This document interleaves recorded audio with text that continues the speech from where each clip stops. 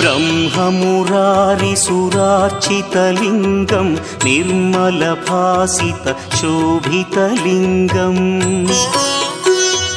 जन्मज दुःखविनाशकलिङ्गं तत्प्रणमामि सदा शिवलिङ्गम् देवमुनिप्रवरार्चितलिङ्गं कामदहन करुणाकरलिङ्गम्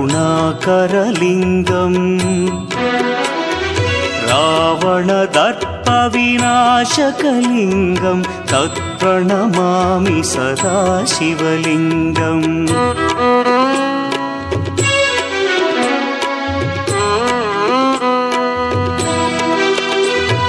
सर्वसुगन्धसुलेपितलिङ्गं बुद्धिविवर्धनकारणलिङ्गं सिद्धसुरासुरवैरिनिवारणलिङ्गम्